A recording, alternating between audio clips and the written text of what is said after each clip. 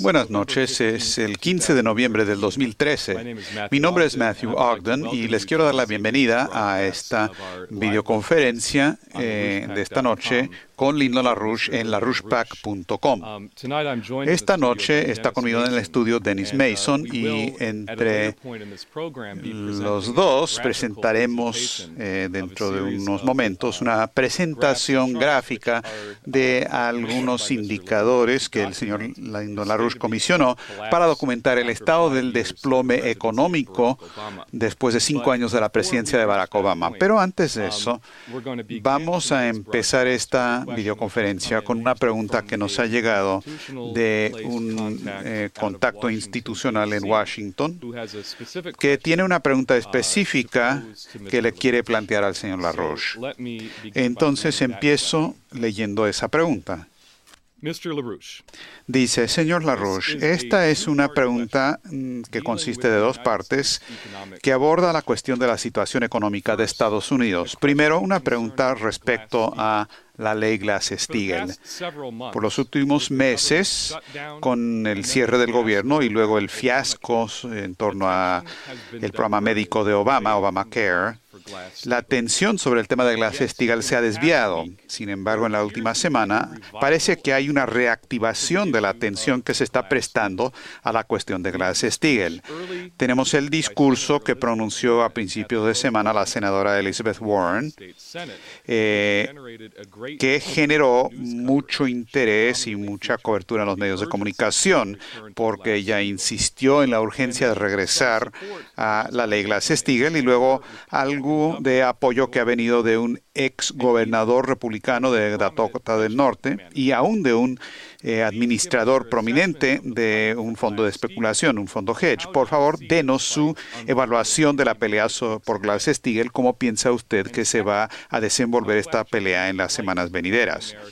La segunda pregunta tiene que ver con la situación terrible del pueblo americano, estadounidense, porque en los últimos años ha habido un patrón claro de caída de los ingresos de un gran porcentaje de los hogares estadounidenses. Con una duplicación de los precios de la electricidad en los últimos 5 años, ha enviado a muchas de las familias hacia la pobreza. Como han documentado sus colegas, la tasa verdadera de desempleo, aún para los que tienen un grado universitario, es mucho mayor que lo que dicen las estadísticas oficiales. ¿Cuál es la condición de la economía estadounidense y cómo se relaciona esto a su campaña a favor de la Glass-Steagall?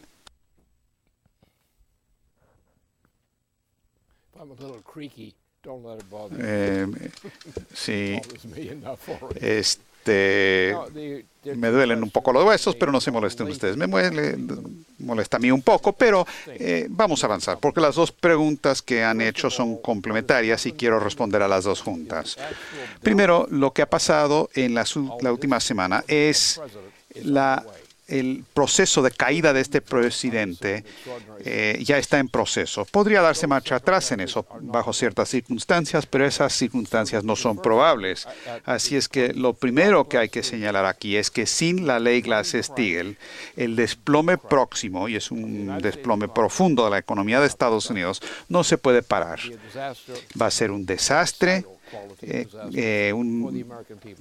homicida para el pueblo de Estados Unidos. Entonces, colocar a la ley Glass-Steagall en su forma original, no con variaciones, sino simplemente en base a la política de Franklin Roosevelt, eso es lo que se requiere y eso es lo único que va a salvar al pueblo de Estados Unidos ahora. Ahora, esto tiene un aspecto complementario.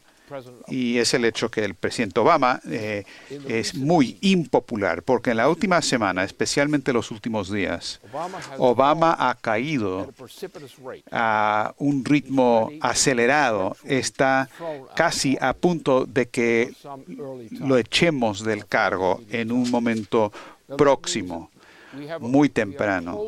Eso quiere decir que estamos más cerca a la ley Glass-Steagall de lo que la mayoría de la gente había pensado que estaríamos en el último periodo. Pero si logramos imponer Glass-Steagall, hay otras cosas que se tienen que hacer en base al restablecimiento de Glass-Steagall. Y esa parte es muy importante. Estamos en este momento esencialmente en quiebra, estamos en bancarrota. Y lo que pasa con los fondos de Wall Street y cosas parecidas simplemente es el contenido de la bancarrota.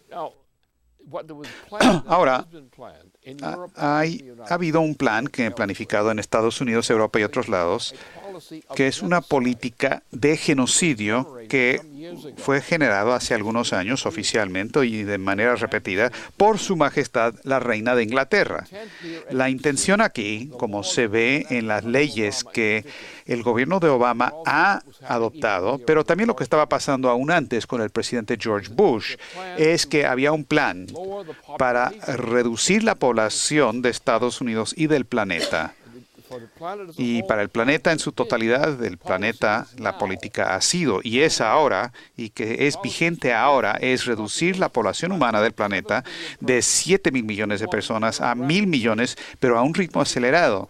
Y esto es lo que dice y es la perspectiva inmediata de la reina de Inglaterra. Entonces, lo que ha pasado es que toda la estructura ya está colocada en su lugar, especialmente en el segundo periodo, el segundo gobierno de Obama, que es un ritmo acelerado de desplome y la situación por el momento es aparentemente algo donde no hay esperanza. La tasa de mortandad va a acelerar de manera muy rápida y aunque es muy necesario reactivar la Glass-Steagall, hay que entender cuál es la relación de Glass-Steagall reactivado y la prevención de lo que es en este momento un desplome que ahora nos embiste y que va a tener un efecto genocida.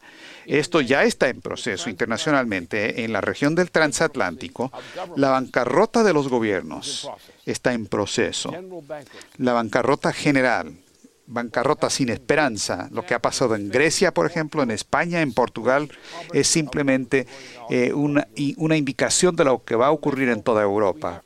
Y por lo tanto, tenemos que tomar Glass-Steagall como algo que tiene dos aspectos. Primero, es la única manera de parar este problema, la única manera de salvar a Estados Unidos y salvar a otras naciones también por medio de nuestro ejemplo. Esa es una parte, pero la otra cosa es que tenemos que inmediatamente crear nuevas instituciones para reemplazar, para llenar el vacío dejado por la bancarrota de la mayoría de las naciones europeas que están en bancarrota irremediable. Estados Unidos técnicamente está en quiebra.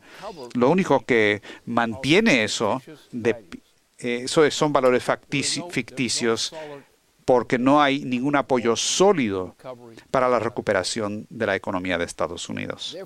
Por lo tanto, aunque el establecimiento de Glass-Steagall inmediatamente va a crear una plataforma que nos capacita para poder reorganizar la economía, pero no nos podemos quedar cruzados de brazos con Glass-Steagall nada más. Tenemos que instrumentar lo que implica Glass-Steagall rápidamente, porque si no, lo que ya está colocado en su lugar está ahí ya. Pérdida de empleos, pérdida de ingresos, desastre en cuanto a la caída de los ingresos. Todo esto ya están ocurriendo y van a seguir ocurriendo. Ahora, hay que remontarnos a Franklin Roosevelt, que diseñó todo este sistema. Él activó rápidamente una serie de medidas de recuperación que salvaron a Estados Unidos y trajo a Estados Unidos de una desgracia a ser el país más potente del planeta. Y ocurrió solo bajo Franklin Roosevelt. No hizo nada bueno su sucesor. Entonces, ahora, ¿cuáles son las medidas que se tienen que adoptar ahora para respaldar la adopción de la ley Glass-Steagall? Eso quiere decir que vamos a tener que crear reformas. Primero, la existencia de Glass-Steagall como una nueva ley va a eliminar el papel, o buena parte del papel, del sistema bancario que existe dentro de Estados Unidos. Es decir, el sistema bancario de los juegos de azar de Wall Street. Así es que Wall Street pasa a la bancarrota, porque la primera cosa con Wall Street, vamos a acabar con el poder que tiene Wall Street de saquear a Estados Unidos y a su pueblo. Pero ahora tenemos que hacer, como lo hizo Roosevelt en su momento, es darle seguimiento a Glass-Steagall con un apoyo federal para la recuperación económica. Necesitamos que parar la sangría, pero también tenemos que tener un programa de recuperación, como lo tuvo Franklin Roosevelt.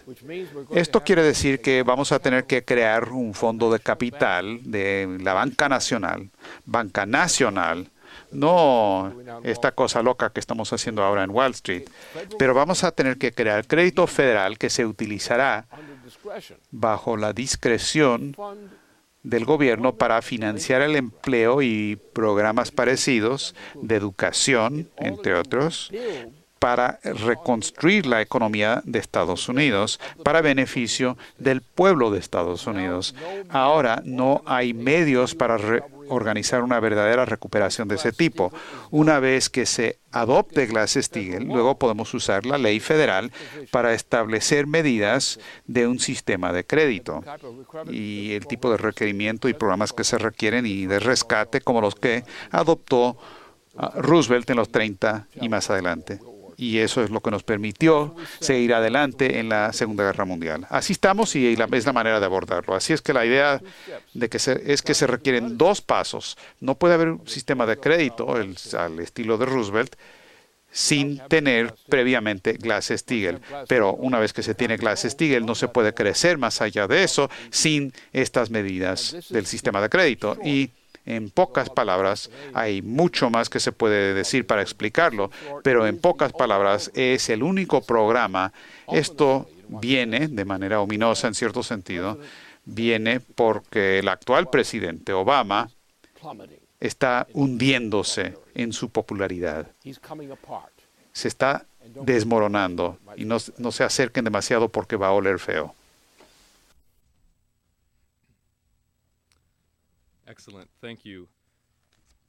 Excelente, muchas gracias. Ahora, como prefacio de lo que les voy a presentar aquí en breve, quiero llamarle la atención a todo el mundo a un documento que el señor LaRouche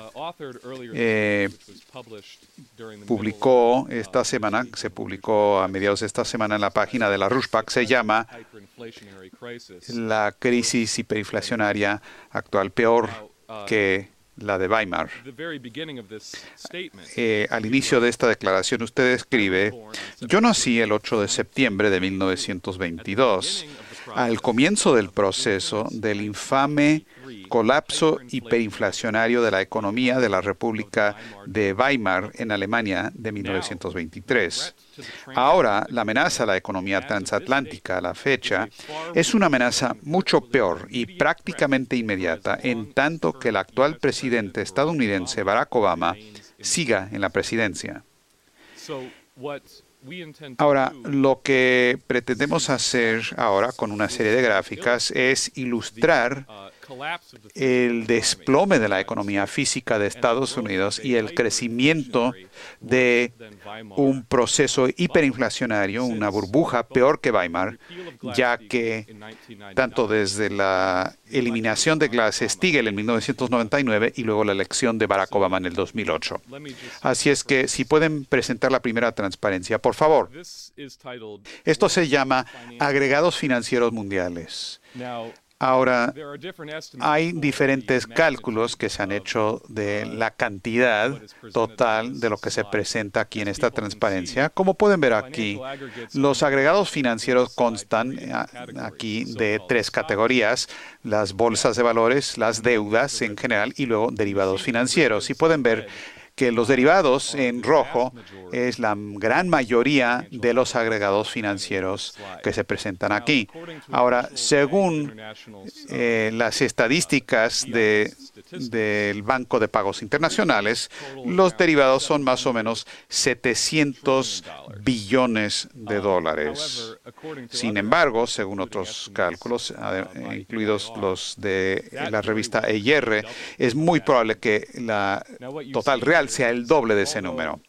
Entonces, lo que se ve aquí es que, aunque desde el 1980 ya había un crecimiento de la burbuja de los derivados, en el 99, que fue cuando se eliminó oficialmente Glass-Steagall, acuérdense, en esas 2 décadas previas a la eliminación de la ley, estaban minando lo que Glass-Steagall por las acciones de Alan Greenspan y la Reserva Federal, pero después del 99, después de que se eliminó oficialmente, la burbuja de los derivados estalla Y eso aumenta hasta el 2007-2008, que pueden ver ahí que se queda estancada la burbuja. Lo que debería haber ocurrido es que toda esa burbuja financiera ficticia se debería haber desplomado, se hubiera desaparecido. Pero en vez de eso, empezando con el gobierno de George Bush, pero luego continuando con el gobierno de Obama, la emisión cuantitativa, la política de emisión cuantitativa se adoptó y eso condujo al apoyo de esa burbuja que indicamos. Ahora, en esta transparencia que están viendo aquí, lo que vemos es que en el 2008, con el aumento de la emisión cuantitativa, que es la línea negra superior, de manera acumulada hemos llegado al punto que por la compra de bonos por parte de la Reserva Federal ha habido casi 4 billones de dólares en dinero ficticio que se ha generado en la economía de Estados Unidos. Lo que se ve junto con eso es que los depósitos bancarios, que es la línea intermedia, la azul, se han disparado a la vez que los bancos depositan el dinero que se emitió. Sin embargo, esos depósitos bancarios de ninguna manera se han emitido hacia la economía real. No ha habido crecimiento de la economía real en el periodo de la emisión cuantitativa en los primeros 5 años de los gobiernos de Obama. Y en contrario a eso, se ha visto es que los préstamos bancarios, la línea roja inferior, se ha desplomado, es negativo. Empezó en el 2008 y luego en el 2010 y se ha mantenido a ese nivel de una reducción acumulada de $1 billón. En la siguiente transparencia pueden ver lo que realmente ha pasado con la economía física real. En la medida en que la emisión cuantitativa ha gobernado, han dominado desde el 2008 y aún regresando al 99, que es cuando se elimina Glass-Steagall, se ve una caída constante en la tasa de participación laboral. Ahora, lo que esto quiere decir es el porcentaje de la población en edad de trabajo, de la población que están en realidad ya sea trabajando, empleados o están buscando trabajo de manera activa. Ahora se ve aquí que hay una pequeña reducción en el 99, pero miren lo que pasa cuando Barack Obama entra en el poder en el 2008. Se desploma dramáticamente y sigue cayendo. Ahora, esto es significativo porque si queremos ver el número de personas que están involucrados en la fuerza laboral civil, es decir, quienes están o trabajando o que están buscando de manera activa empleo, ese número no ha cambiado de ninguna manera. Ese es el número de llamado empleo real de los que habla tanto Obama. Pero el punto al que vamos es que no ha habido crecimiento en la fuerza laboral activa desde que entró al cargo Obama. Era 155 millones de personas en enero del 2009 y son 155 millones de personas ahora. Sin embargo, lo que ha pasado es que la población en edad de trabajar ha crecido en ese periodo por casi 12 millones de personas. Y entonces, ¿a dónde fueron esos 12 millones de trabajadores potenciales? ¿Dónde fue ese aumento de 12 millones de personas de la fuerza laboral? Nunca aparecieron en la fuerza laboral. Entonces, a la vez, el número total de la fuerza laboral civil, los empleados y quienes están buscando empleo, a la vez que eso se ha mantenido absolutamente estable, el número de adultos en edad de trabajar o se ha reducido porque gente simplemente ha dejado de buscar trabajo por demasiado tiempo y quienes nunca entraron a la fuerza laboral, quienes salieron de la escuela y nunca han entrado a la fuerza laboral, no han trabajado. Y ese número ha crecido de 80 millones de personas a fines del 2008 a 91,4 millones hoy. Es decir, hay una cantidad de 12 millones de personas invisibles en este país que básicamente no existen como parte de la fuerza laboral de Estados Unidos. Así que lo que vemos aquí es una proporción que cae, que se ve en la gráfica que teníamos en la pantalla, se desploma, nomás entra al cargo Obama y luego sigue reduciéndose cada año después. Lo que sabemos de los estudios es que el empleo verdadero en Estados Unidos durante el gobierno de Obama ha llegado al punto el desempleo real ha llegado al punto de casi 26 millones de personas. Son los 22 millones que oficialmente se dice que están desempleados según las estadísticas oficiales. Los desempleados o los subempleados o los que ya no buscan trabajo, más otros 4 millones por encima de eso que nunca entraron a la fuerza laboral en los últimos 5 años. Y eso está volviéndose una generación perdida de jóvenes. Ahora, si me presentan la siguiente transparencia, por favor. Veamos el desempleo juvenil en Europa. Todo el mundo ha oído de los números dramáticos de jóvenes desempleados en Grecia, en España y en otros países de Europa. Esta gráfica indica que desde el 2008, de nuevo, el comienzo del gobierno de Obama y también el comienzo del programa de los regímenes de austeridad y rescate de los bancos en Europa, los porcentajes de desempleo real de los jóvenes se han duplicado y en casos se han triplicado en estos países. Esto se calcula por los que están entre 16 y 24 años de edad. Tenemos el caso de Chipre, que es la línea inferior verde, que ha subido de 9%. Se ha duplicado a más de 18%. Tenemos Irlanda, que ha subido de 10% a 30%.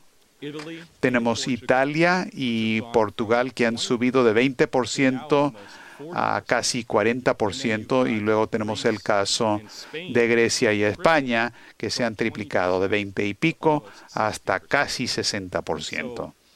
Así que estos números ni incluyen quienes por estar desalentados han dejado de buscar trabajo y tampoco incluye el éxodo masivo de jóvenes que han emigrado de estos países desesperada en búsqueda del trabajo. Ahora, la siguiente transparencia aquí. Esto nos da una representación de la misma información, pero aquí lo vemos como mapa. Pueden ver en el 2008, el primer año del gobierno de Obama, vemos que hay 6 países en Europa que tienen desempleo juvenil de más del 20%, los indicados en color rosa. Pero en la siguiente transparencia vemos lo que pasó con el desempleo de los jóvenes ya para el año 2012. 11 países con desempleo juvenil de 20 a 30%, 5 países con desempleo entre 30 y 40%, y hay 3 países con desempleo juvenil mayor al 40%. Así que, pero no digan que, bueno, eso es la situación de Europa, eso ocurre allá, en otro lado, está cruzando los mares. Nunca podría pasar aquí. Vean el mismo periodo de tiempo, los 5 años desde que ha estado el gobierno de Obama. Podemos ver este periodo de tiempo aquí en Estados Unidos. Este es el año del 2008, el año en que entra el gobierno Obama. Vemos 3 estados en el país donde tienen desempleo juvenil mayor de 30%. Desempleo real. En este caso incluyo quienes están desempleados o subempleados forzosamente y quienes tienen empleo marginal o conexión marginal a la fuerza de trabajo, incluidos los que han sido desalentados y ya no buscan trabajo. Son los estados de Michigan, 34%, Rhode Island con 31% y California con 30%. Ahora, en el año 2013, 5 años del gobierno de Obama, 30 estados en Estados Unidos tienen desempleo juvenil mayor al 30% o subempleo juvenil. O sea, el desempleo verdadero. 14 tienen entre 30 y 35%, 10 entre 35 y 40%, y 5 estados con un desempleo juvenil superior al 40%, Nevada, Illinois, Mississippi, California y Carolina del Norte. Así que pueden ver que El cuadro de ambos lados del Atlántico realmente revela lo que se está volviendo una generación perdida de jóvenes, muy parecido a lo que vimos antes de la Gran Depresión económica, en los años antes de que tomara posesión de la presidencia Franklin Roosevelt, viendo nada más el desplome del desempleo. Si vemos la siguiente transparencia, si vemos el tipo de empleo de aún los que todavía sí tienen trabajo, se puede ver que la situación ahora es todavía peor de lo que enfrentó Franklin Roosevelt en ese entonces. Lo que ve en esta gráfica es que el tipo de empleo por actividad como porcentaje del total del empleo. Y lo que vemos es que entre 1940 y el 2012, al principio de la gráfica, 1940, durante la presidencia, el tercer periodo de Roosevelt, el número de trabajadores que estaban involucrados en el trabajo productivo, la producción de bienes físicos, estaba aumentando como un porcentaje de la fuerza laboral.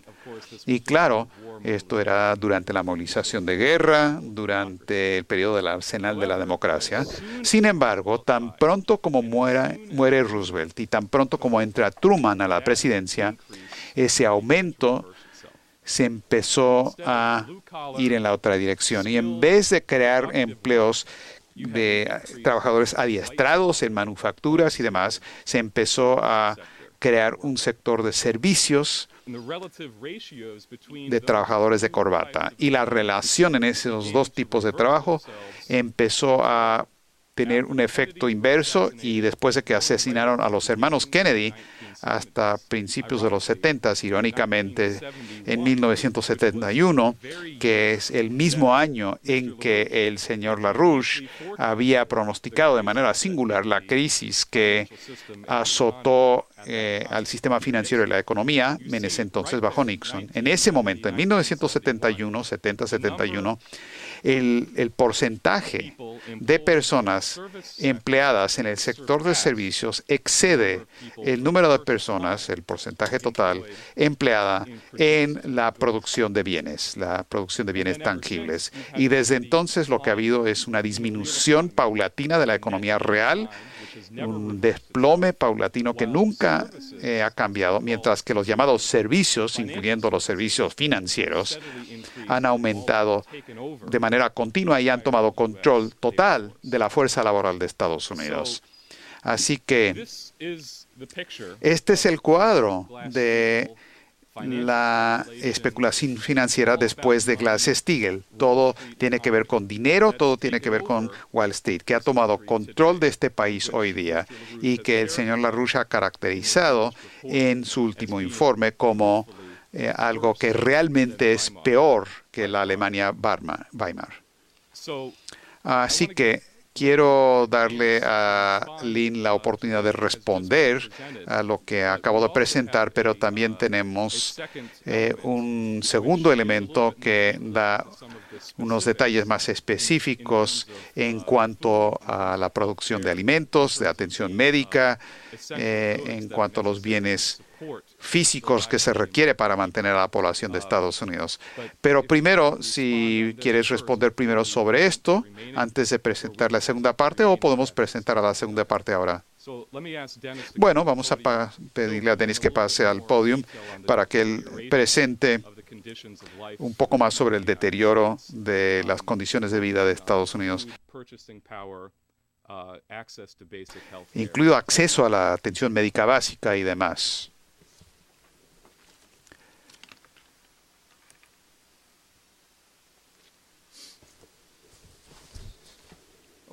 Muy bien. Entonces, Lynn, lo que habías dicho respecto a la política de despoblación y la tasa de mortandad, que esto aumentaría, no es algo que ocurriría a una distancia en el futuro, sino que es algo que ya está ocurriendo. Si vemos la primera gráfica, para quienes sí tienen trabajo y pueden seguir trabajando, la capacidad de seguir viviendo se ha vuelto cada vez más y más difícil en el transcurso de la última década y media y especialmente desde el gobierno de Barack Obama. Aquí podemos ver algunos ejemplos de productos básicos: electricidad, manzanas, carne de res, harina, papas, y sus precios han aumentado entre el 2000 y el 2012. Y como se puede ver aquí, en el caso de carne de res, harina, papas, casi se ha duplicado en cuanto a su precio.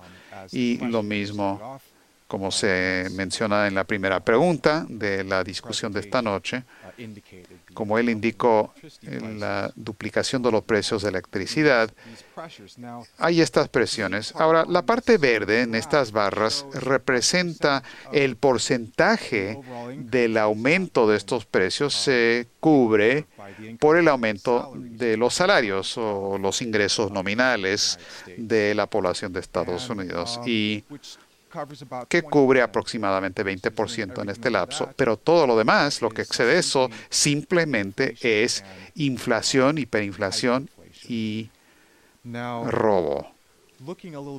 Mirando con un poco más de detenimiento esto, si vemos en la segunda transparencia, esta es la reducción en el consumo de carne per cápita en Estados Unidos.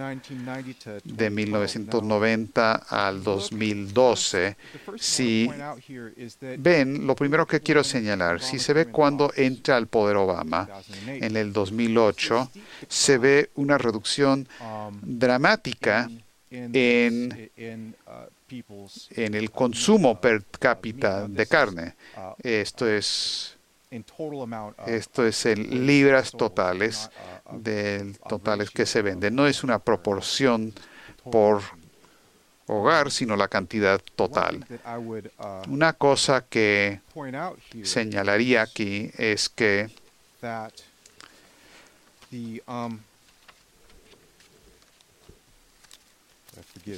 discúlpenme, estoy buscando una nota que tengo aquí con algunos datos, pero parece que no lo encuentro.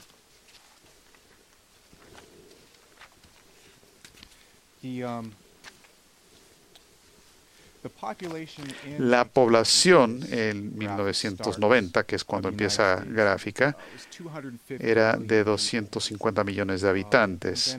Y luego, en el punto máximo de consumo en esta gráfica, que es más o menos el 2004, la población había aumentado a 292 millones y la caída en el consumo de carne per cápita no está relacionada a una caída en la población de Estados Unidos, porque para el 2012 tenemos 313 millones de personas, habitantes en este país.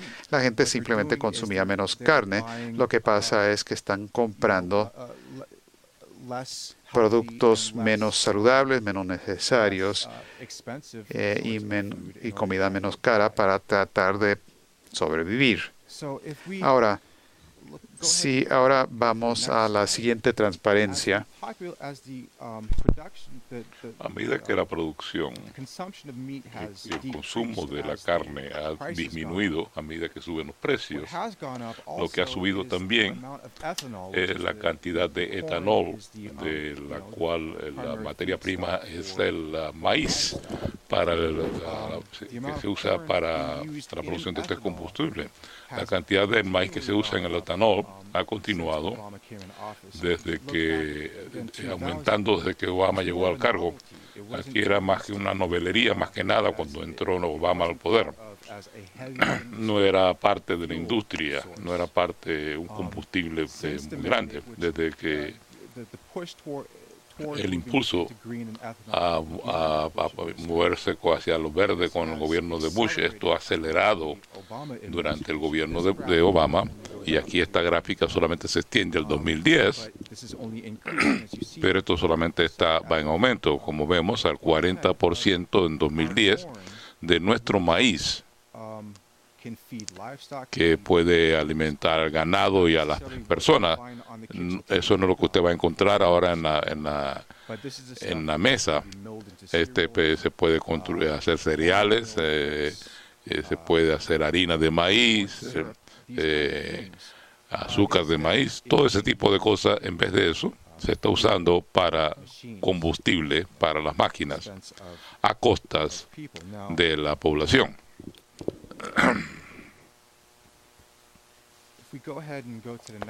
Si vamos a ver la próxima diapositiva, aquí estamos hablando de la agricultura nuevamente. Lo que esto muestra es la proporción de ingresos que vienen de fuera de la agricultura y de lo que ganan de la agricultura de las familias que son familias agrícolas, son agricultores. ¿De dónde vino su ingreso? Que viene de la venta y compra de ganado, la venta y compra de maquinarias, a las personas que miembros de la familia que trabajan en la fábrica o que tienen un empleo donde no hay fábricas ahora mismo. Así que vemos en los almacenes o algunos de los servicios de detalle. Ok. Y esa proporción del ingreso que viene de cosas que no tienen que ver con la agricultura para estas familias agrícolas en relación al ingreso que viene de la agricultura ha venido aumentando a partir de los 60. Así que el ingreso que vemos en el color café es ingreso que viene de fuera del sector agrícola y la parte verde es lo que viene de la agricultura. Estas son familias agrícolas, o sea, su ingreso fundamentalmente ya no viene de la agricultura, sino viene de otros renglones. Y esto regresa a lo que había planteado a Matt anteriormente, en cuanto a que esta es una generación perdida debido a esto, debido a que uno tiene el hecho de que la agricultura ya no parece ser una carrera que va a ser una carrera rentable. Entonces ya estamos viendo que las personas están abandonando la agricultura. Los jóvenes ya no están continuando una profesión noble de proporcionar alimentos para la población de la nación. Y esto es un creciente problema. El hecho, si vamos a tratar de duplicar la producción alimenticia, necesitamos gente que sepa cómo hacer eso.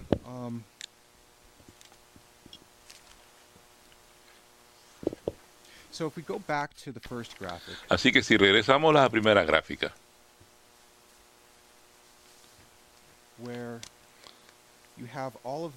donde vemos pues los costos que han ido en aumento debido a la hiperinflación. Como dije, este dinero no va a los agricultores. Una anécdota: estaba hablando con un caballero en la calle de Washington DC, un agricultor que había venido a cabildear al Congreso. Dice: si usted toma una cajeta de cornflakes, por ejemplo, para hojuelas de maíz, el agricultor de eso solamente recibe centavitos, aunque se vende a dólares. Y el resto se gasta, va a las grandes empresas, va a los derivados financieros. Eso es lo que está ocurriendo. No es una buena situación. Y en cuanto a esto, tenemos una conferencia del Instituto Schiller en Washington. Hicimos la conferencia y pueden encontrar eso en el sitio, el portal electrónico nuestro. Debido a esta dificultad de poder comprar alimentos, tenemos a mucha gente que depende del programa de los cupones alimenticios que ofrece el gobierno. Y esto representa ya, estas cifras son para el 2012. Lo que esto muestra, y yo sé que es difícil verlo en las pantallas que están viendo, ya sea en unos de sus teléfonos celulares o una pantalla más pequeña, pero lo que muestra es la cantidad de personas que están dependiendo de estos cupones alimenticios, el programa de asistencia alimenticia del Estado. Las partes más oscuras, estamos hablando del 10 a 15% de la población, y las partes más claras, estamos hablando más de un guarismo del porcentaje de la población que depende de El 14% de la población quiere decir que es uno de cada 7 estadounidenses. Así que no estamos hablando solamente de un grupo de pobreteros que están tratando de ser vividores. Estamos hablando de que muchas personas en la categoría del subempleo que dependen de estos cupones alimenticios para poder sobrevivir, para poder asegurarse de que si no ellos, por lo menos sus hijos, tengan suficiente alimento para consumir. Esta gráfica aquí les muestra y que nos viene del Consejo de Gobiernos Estatales, no muestra el cambio en el número de personas que pertenece a la nómina de personas que reciben cupones alimenticios. Pero lo que les puedo decir es lo siguiente: si usted se remonta al 1990, era el 8% de la población de Estados Unidos que dependía de estos cupones alimenticios del Estado, estas subvenciones. En el 2004, todavía estábamos hablando como 8% de la población, que eran como 23 millones de personas, de las 292 millones de personas que dependían de estas subvenciones para la compra de alimentos de parte del Estado estadounidense. En el 2008 estamos hablando de 28 millones de personas, de los 304 millones de personas. Hoy día estamos hablando de 46 millones de personas que dependen de estas subvenciones para la compra de alimentos. Si usted compara el número de personas que participan en este programa del 2004 a la fecha, se ha duplicado el número de personas. Así que junto con el desempleo también tenemos a personas que necesitan ayuda para poder sobrevivir, para poder comer. Hay otro elemento que quisiera mencionar. Podemos pasar a la próxima diapositiva, que es el asunto de la atención médica. Lo que esto muestra es dónde hay acceso a hospitales de atención crítica en el país. En el último año, a medida que se ha puesto en marcha este programa de atención de Obama, de atención médica, se está recortando la atención médica. Quiero señalar algunas cosas clave. Una es que el apoyo para los hospitales pequeños y rurales se está reduciendo. Hay un programa que se llama, bueno, digámoslo de la siguiente forma. Los hospitales para acceso para situaciones críticas que se pueden que se están recortando con la intención de ahorrar decenas de miles de millones de dólares. Por ejemplo, en Iowa, donde había 80 de estos hospitales rurales para acceso en situaciones críticas, el 70 de esos hospitales se eliminarían 70. En Wisconsin se eliminarían 53. Y hay cierta resistencia a esto que viene del Congreso para que esto no ocurra. Pero este es un solo aspecto. El otro es que se está reduciendo también los pagos del programa de subvención médica, Medicare. Cuando uno tenía a las personas que no podía pagar por su atención de salud, se convertía en una deuda. Entonces venía el programa Medicare, que es un subsidio para las personas que requieren atención médica, y la gente podía seguir funcionando. Eso, la intención también es reducir eso, y también en la atención sin compensación para pacientes de caridad también se va a reducir. Se ha reclasificado la atención para los pacientes, así que si usted está en el hospital menos de 2 medianoches, le llaman la regla de las 2 medianoches, el hospital solamente recibirá el servicio para la atención médica a un paciente ambulante, a diferencia de un paciente interno. Entonces la decisión es si van a poder ofrecer cierto tipo de atención de emergencia, si no van a recibir la compensación con esta nueva regla.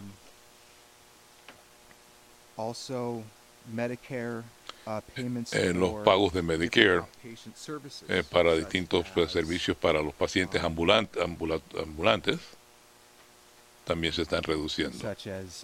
Por ejemplo, inyecciones para los nervios, pruebas neuropsicológicas.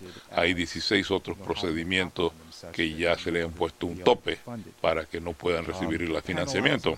Y se castiga a los hospitales que aceptan a estos pacientes, lo cual ya está ocurriendo. Eso se puso en marcha el 1 de octubre del 2012. Si alguien regresó después de tener un problema del corazón y regresa demasiado tiempo, entonces lo castigan en el hospital, ni ponen una pena. Así que hay muchos más detalles que no voy a ahondar en ellos, pero en suma lo que tenemos es que por una parte es que el acceso a la comida es mucho más difícil para la población, y la capacidad de obtener atención de urgencia en la salud es cada vez más difícil de obtenerla, o va a ser casi imposible obtener ese tipo de atención en el futuro, por lo menos en estos hospitales más pequeños que se están cerrando, y son los únicos hospitales que quedan a 100 o 150 millas de la residencia de gente, antes de que la gente pueda lograr la atención médica.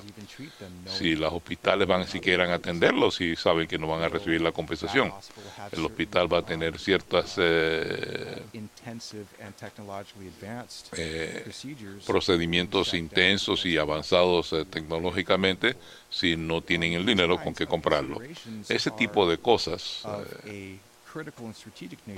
de naturaleza decisiva y estratégica, porque comienza usted a desmantelar esta infraestructura. No es algo que se pueda reparar de la noche a la mañana. Esto, junto con la destrucción de ciertas manadas de ganado, esto toma generaciones reponerlo. Pasa lo mismo cuando uno destruye la atención médica, y se lo dejo a usted para que usted amplíe sobre el tema. El problema no es un problema económico como tal. Los problemas de detalles económicos, porque eso no es el problema. El problema fundamental es la intención por parte de naciones transeuropeas, transamericanas, que seguir las instrucciones, las recetas específicas de la reina de Inglaterra de reducir la población de su número actual de 7.000 millones de personas en el mundo con su totalidad a menos de 1.000 millones. Esta es la política, la norma explícita de la reina de Inglaterra, y la reina de Inglaterra es la mentora, digamos, de Obama. Así que esta pauta que ya ha venido continuo como una cosa a largo plazo de destruir la población de Estados Unidos y de Europa, y también del resto del mundo. Lo que tenemos ahora es una situación relativa en la cual Asia, o partes de Asia, que son áreas bien sobrepobladas, todavía no han sido golpeadas tan fuertemente como Europa y el continente americano, pero están por recibir ese golpe y están a punto de ser destruidas. Esta tensión es lo que lleva a la situación a la amenaza de una guerra termonuclear. Y una guerra termonuclear, si de ocurrir, yo no creo que nadie quedaría vivo, porque la naturaleza de una guerra termonuclear es tal en estos momentos que la probabilidad de sobrevivir en una guerra general termonuclear es tal de que una campaña que se llevaría a cabo en una hora y media podría exterminar probablemente a toda la población mundial. Y estas nubes radioactivas que estarían dando la vuelta, que podrían causar la muerte directa o indirecta de la civilización y probablemente de la especie humana. Así que esto es lo que está en juego. Recuerde, ¿quiénes son los que están dictando estas normas? ¿Quiénes están controlando estas orientaciones? ¿Cómo se está elaborando esta orientación, estas pautas? ¿Con qué propósito? La reina dice, hay que reducir a la población mundial de 7.000 millones a menos de 1. Y esa es una propuesta que ella ha reiterado una y otra vez, la reina de Inglaterra. Y eso es verdaderamente la fuente de la tensión que tenemos en el mundo en general. Todo esto se ha orientado, incluyendo la guerra, simulacros de guerra, toda clase de batallas en varias culturas, conflictos religiosos, todos se manipulan con el propósito de reducir a la población. Y como hicieron una vez, hace mucho tiempo, cuando con el Imperio Romano y cosas parecidas, y la idea era reducir la población mundial para aplastarla, para hacerla estúpida, para que no fuera productiva, para poder tener al mundo totalmente bajo el dominio de lo que llamaríamos un sistema oligárquico. Eso es lo que estamos encarando. Y la reina lo hace absolutamente claro. Los holandeses son la misma cosa. Que el Imperio Británico tiene la misma norma de genocidio, una política de genocidio. Vean la ocupación de India por parte de la Gran Bretaña. ¿Cuál era la norma? Genocidio. En otras partes del mundo era genocidio. Así que la intención es que hay dos sentidos de la población. Un sentido de que nosotros, por una parte, queremos que la gente progrese, la raza humana se hace más poderosa a través de nueva tecnología, mejor educación, y la raza humana pasa a cosas superiores. La otra tendencia es no. Queremos las viejas guerras de caballería, al propósito, como el Imperio Romano, como el exterminio de la población. Y por tanto, la norma de genocidio, de destruir a la población, reducir a la población en número y también hacerla más estúpido. Esta es la política que se está aplicando en este momento. Lo que usted está viendo, eso es lo que representa Obama, eso es lo que representa la reina de Inglaterra, eso es lo que se representa el sistema holandés, y otras partes del mundo están encarando lo mismo. Así que usted puede ver el efecto. El principal es el efecto. Lo principal no es el efecto. Lo principal es lo que causa ese efecto. Y esto es adrede, es el principio oligárquico, que muchos estudiosos lo conocen muy bien. ¿De dónde salieron los Estados Unidos? Salieron de Nicolás de Cusa, en realidad, una figura prestante religiosa y científica de aquella época. Fue el mismo Nicolás de Cusa que le recomendó a sus colaboradores que cruzaran en los océanos, que se apartaran de Europa para poder liberar a la humanidad de los efectos del sistema oligárquico. Y desde que establecimos nuestra nación, esencialmente del lado atlántico del país, esa ha sido la norma. Estados Unidos fue la nación que estaba luchando y levantar el nivel de vida, la cultura de los pueblos del mundo. Y el Imperio Británico y sus colaboradores holandeses, que hizo las otras reliquias del sistema oligárquico, querían hacer lo contrario. Por eso hemos tenido tan pocos presidentes que han podido sobrevivir. el sistema británico, lo que el sistema holandés y cosas parecidas, esos procesos, lo que los británicos lo hicieron a India, lo que el Imperio Británico lo hizo a India, la guerra que vemos en el Oriente Medio. ¿Cuál es el propósito de esto? Es que la gente se mate. Usted se autoextermina, que es lo que estamos haciendo en Siria ahora mismo y lo que se hace en otras partes del mundo. Así que si usted quiere entender cuál es el problema, usted tiene que entender cuál es la fuente del problema. Y la fuente de este problema no es la verdadera fuente. Miren a Wall Street. ¿Qué es lo que hace Wall Street? Y todo lo parecido a Wall Street. Es decir, es un parásito sin compensar, chupa todo lo que puede de la población, destruye todo, como lo hemos visto.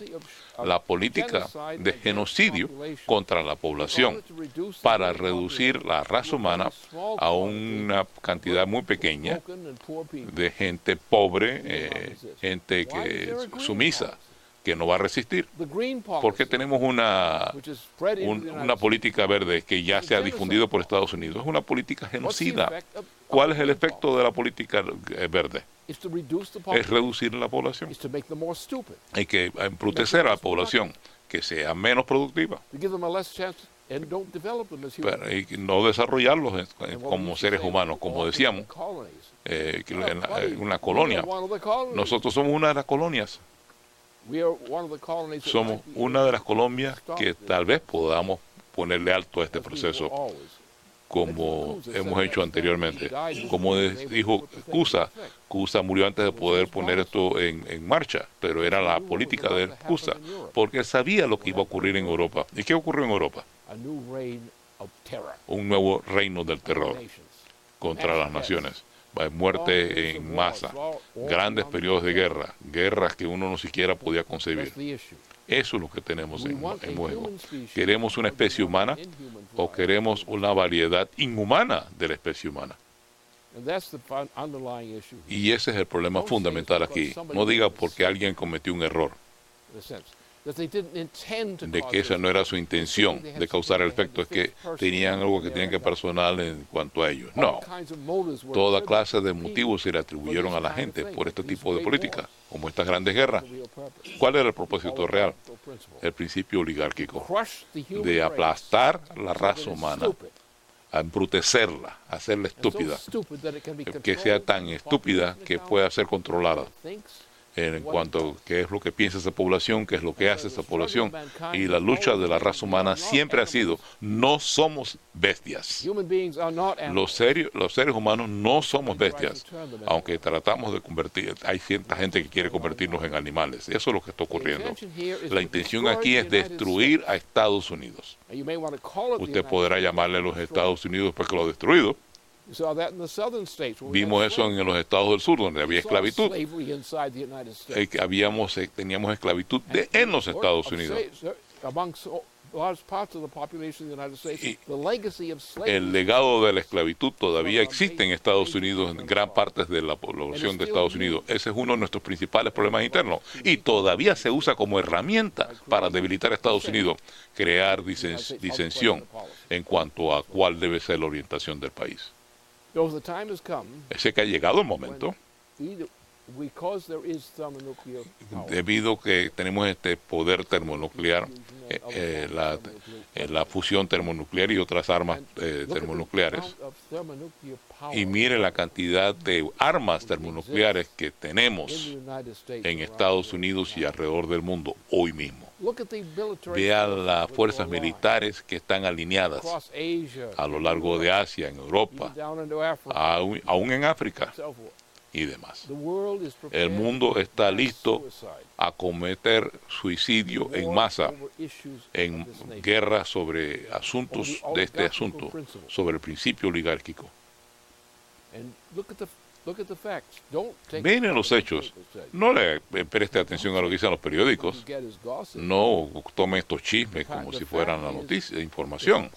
El hecho es que existe una política, una orientación de que está destruyendo a Estados Unidos desde el asesinato de Kennedy. Esa orientación desde el asesinato, la economía de Estados Unidos a partir de entonces ha ido en descenso per cápita, en vez de un crecimiento per cápita. Miren la pobreza que tenemos, miren las condiciones de vida, miren las normas de vida. Todo está apunta en una sola dirección. A Europa se le está destruyendo, se está autodestruyendo, como hemos visto aquí.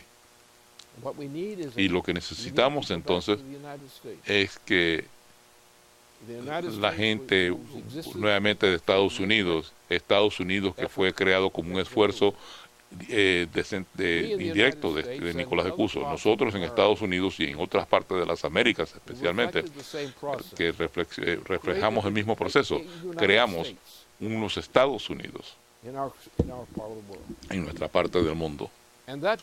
Y esos Estados Unidos fueron lo suficientemente exitosos para inspirar a los europeos a combatir contra las atrocidades en su propia región del mundo y ayudarnos a nosotros, de la misma forma que lo ayudamos a ellos, a establecer un orden que es un orden anti-oligárquico. Esa es nuestra intención.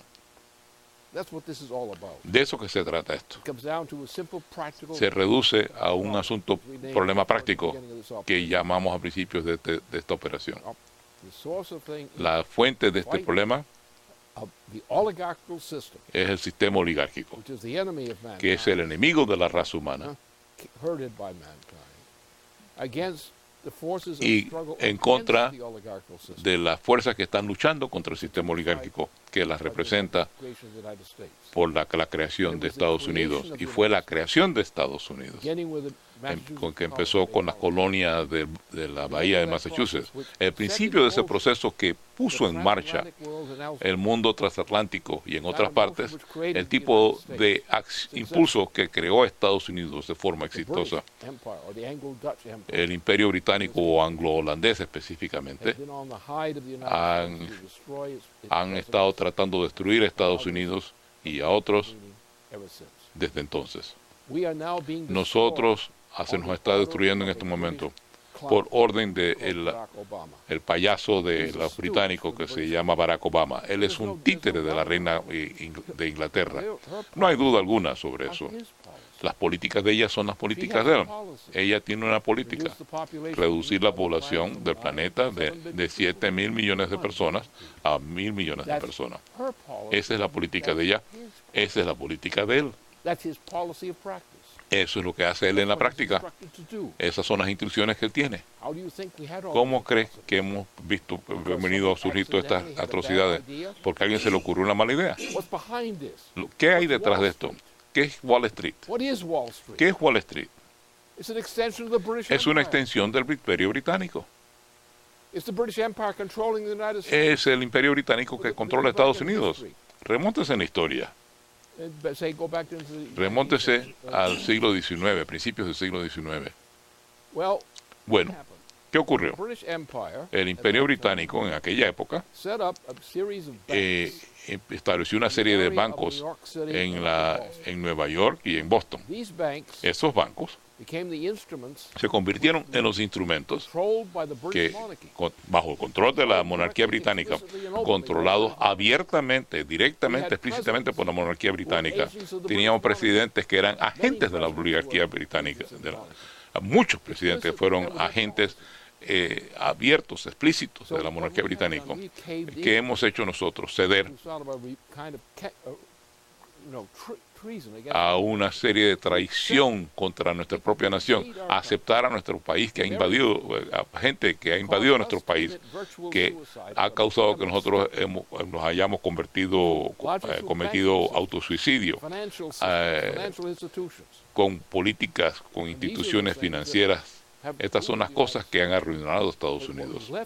Lo que nos ha quedado todavía, hasta el presente, todavía queda Estados Unidos. Estados Unidos, que fue el producto, el resultado de lo que inspiró Nicolás de Cusa desde Europa, que inspiró a la larga a Cristóbal Colón y a otros pioneros para que cruzaran el Océano Atlántico y construyeran una nación o una nación casi nacional al otro lado del océano. Esto le dio la oportunidad a Europa a librarse de su propia corrupción, porque nada había funcionado.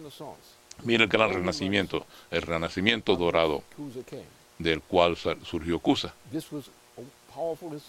Esta fue una institución poderosa, una de las instituciones más poderosas que jamás haya existido, pero se aisló por las reliquias del sistema oligárquico y por tanto se aplastó en Europa. Y en base a eso, Nicolás de Cusa, que era tal vez el intelecto más desarrollado de aquel siglo, lanzó una campaña, dice, tenemos que cruzar el océano ahora a otras partes donde podemos establecer un sistema para la raza humana que no pueda ser aplastado por la oligarquía. Y eso fue el significado de Estados Unidos. Eso para mí y para otra gente todavía sigue siendo el significado de Estados Unidos. La función de Estados Unidos es destruir el sistema oligárquico, ayudando a otros pueblos en otras partes del mundo a encontrar su propia libertad, la misma libertad que nosotros encontramos para nosotros. Antes de presentar una última pregunta que es importante, quiero recalcar lo que acabas de decir, porque si uno ve la historia del principio oligárquico, desde Zeus hasta Malthus, a Bertrand Russell, príncipe Felipe hoy, las palabras son palabras, dogmas satánicas de guerra, pobreza, hambre y enfermedad. Y si uno ve todos los efectos que presentamos aquí, cada uno de esos efectos es causado por esa creencia satánica del sistema oligárquico. Tú has mencionado en muchas ocasiones, como lo hiciste hoy, esta noche, la guerra de Troya como el principal ejemplo de cómo ocurre este genocidio, remontándonos por todo el periodo de esa historia. Y una de las cosas que creo que es muy importante para la gente, para que lo reconozcan, es que esto es algo conocido. Como dijiste respecto a Nicolás de Cusa, pero como cualquier persona que está consciente de la maldad del principio oligárquico lo sabía, incluyendo, remontándonos al periodo de Homero, el propio Homero.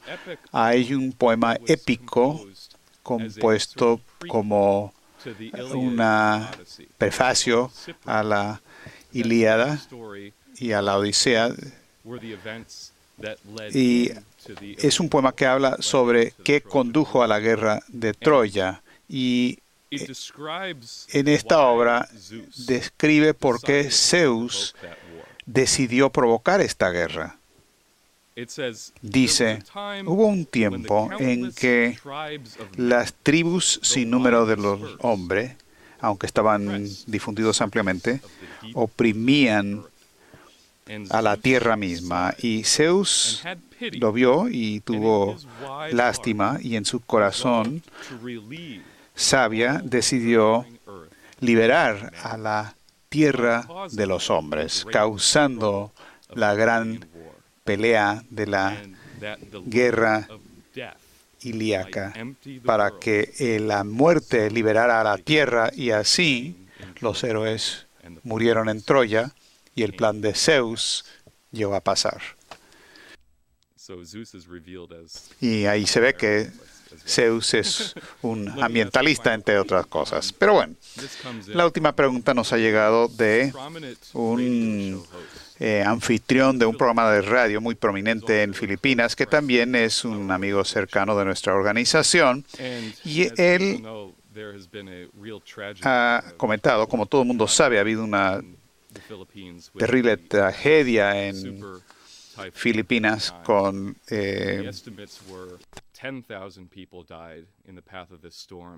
el gran tifón de Haiyan.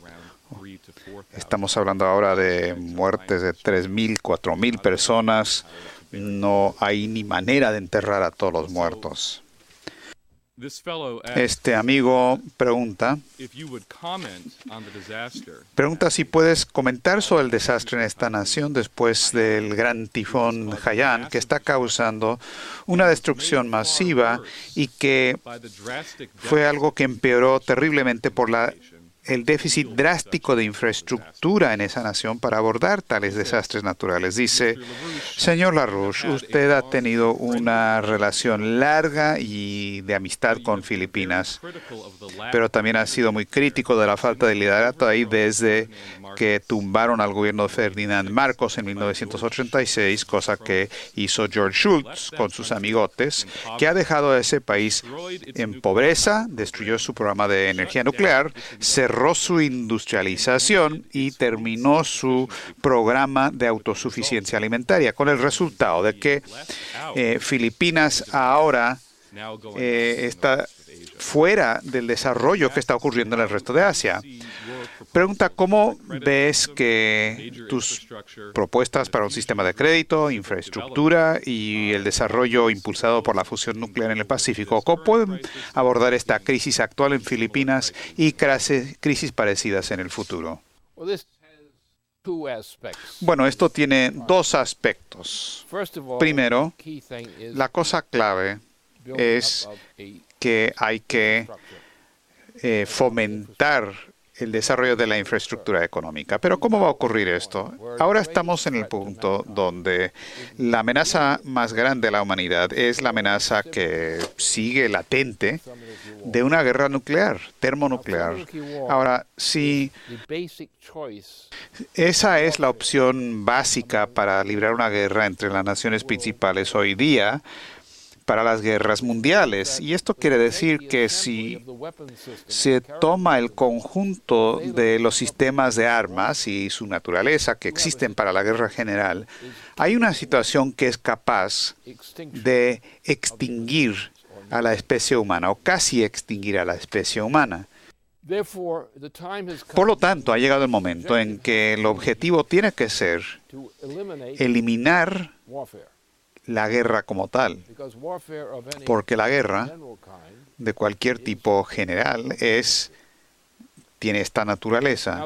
Ahora, esto quiere decir dos cosas. Primero, que tenemos que darnos cuenta que hay un elemento en la sociedad mundial, que libra las guerras de este tipo, como se ve en el caso de Siria, por ejemplo, y lo hemos visto en otros casos. Las guerras, los poderes, potencias imperiales estimulan estas guerras, como el imperio anglo-holandés o el británico. Es la histeria de la humanidad, porque la guerra es instrumento para destruir poblaciones que querían ser independientes y libres. Y ahora se ha llegado a un momento en que existe el peligro de una guerra termonuclear y la cantidad y el impacto de estas armas termonucleares. Se puede pronosticar la extinción de probablemente la totalidad del planeta en 1 hora y media, dadas las capacidades que existen ahora. Así es que hemos llegado a la situación donde hay que resolver esta cuestión de la guerra, no porque seamos pacifistas, pero estamos en contra de este tipo de guerra. Y por lo tanto, tenemos que movilizarnos en base a eso. Tenemos que parar esta manipulación donde se atizan las pequeñas guerras y se extienden, por ejemplo, en la guerra de Irak, que fue algo absolutamente innecesario. Fue el regalito de Tony Blair a toda la región. No había razón alguna, ninguna razón para iniciar esa guerra. Pero tuvimos a un presidente Bush en ese momento y tales presidentes, los Bush, no deberían estar en el cargo, deberían colocarse en otro lado. Entonces ahora hemos llegado a esto con Obama, guerras falsas, fraudulentas, asesinatos en masa. No hace falta la guerra a estas alturas. Hay casos donde se tiene que imponer formas de limitar los peligros y hay maneras de hacerlo, pero estas naciones se corrompen y hay un instinto hacia la guerra, donde no es necesaria la guerra. Lo que sí es necesario son los programas que previenen eso. Y lo que tenemos que hacer es que tenemos que utilizar una de las grandes armas que tenemos a nuestra disposición. La gran herramienta psicológica que tenemos es Marte. Y desarrollar sistemas de defensa en contra de asteroides bien fastidiosos que podrían extinguir también al planeta con un solo impacto. Así es que hay muchas cosas que hacer, pero lo principal es que tenemos que educar a la humanidad.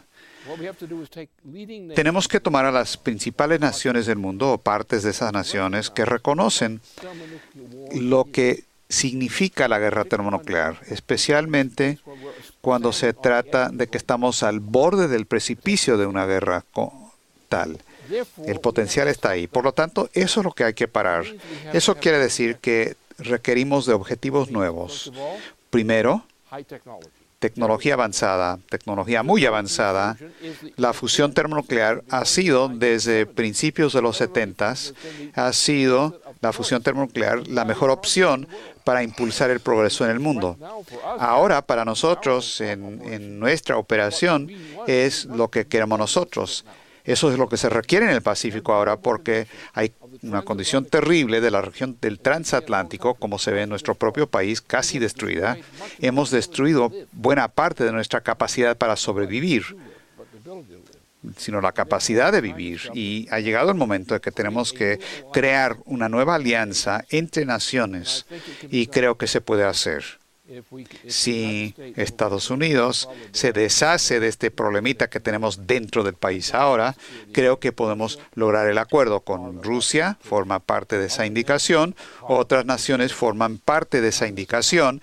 Ha llegado el momento para eliminar este tipo de guerra. Acciones policíacas necesarias, muy bien, está bien, pero la guerra, eso hay que pararlo, porque la guerra en serio es guerra termonuclear, y el potencial de una guerra termonuclear es la extinción de la especie humana.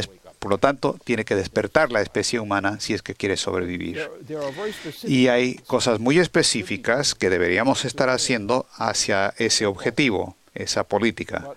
Pero creo que ahora tenemos, con el tipo de alianzas que están brotando en defensa, el rechazo, el repudio que se ve en el mundo en base a lo que Obama ha llegado a representar. El mundo está listo en buena medida. Existe la influencia en diferentes naciones del mundo para terminar de una vez por todas con este proceso horrendo.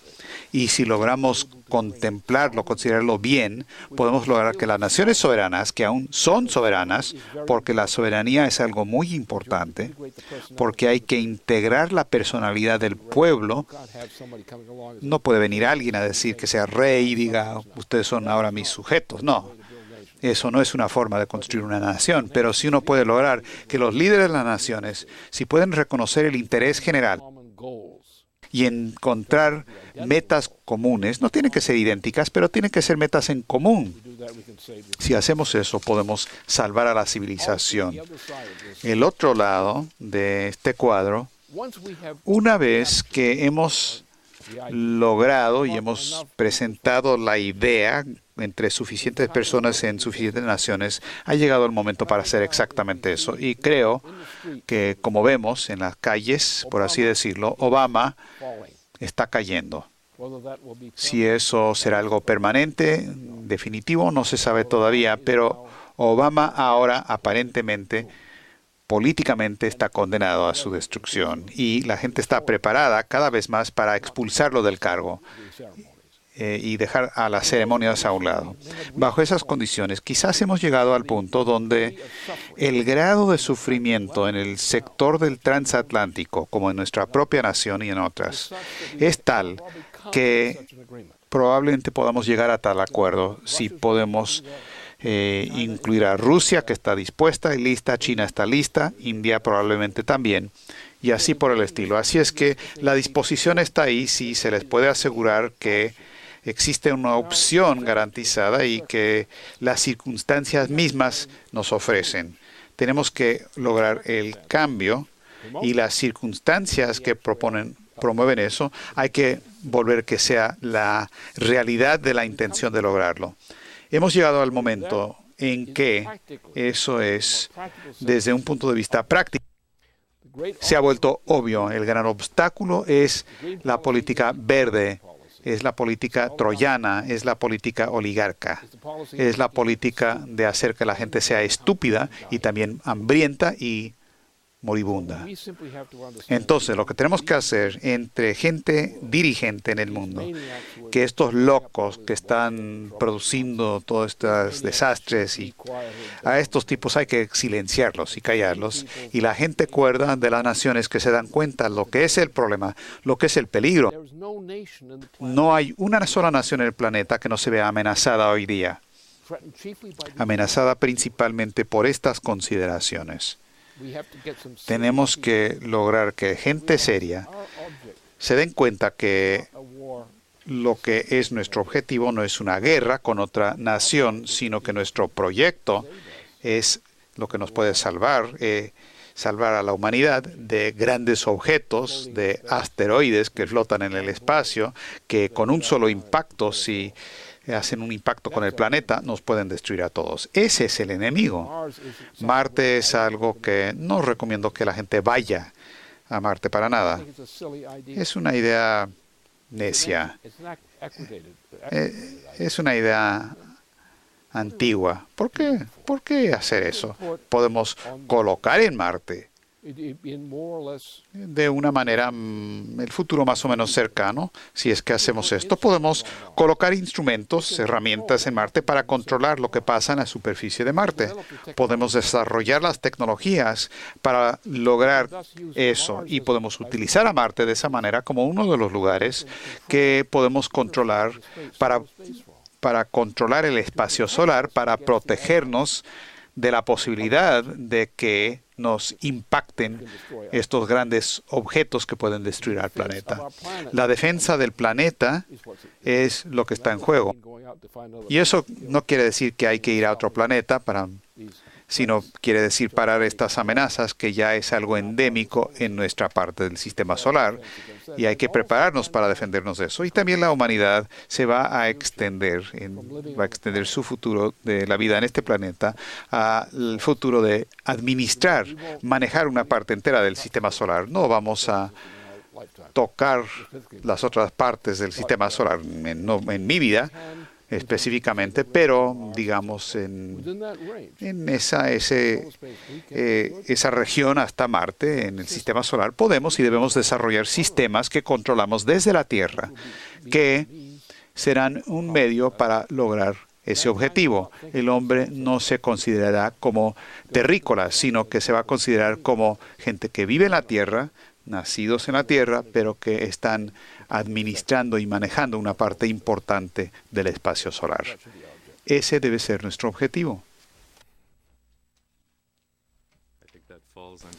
Creo que eso tiene que ver con la idea de la solidaridad, las metas comunes de la humanidad. Con eso concluimos nuestra videoconferencia esta noche. Muchas gracias, Lynn.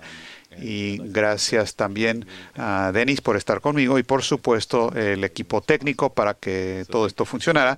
Y gracias por estar con nosotros y sigan sintonizando y buenas noches.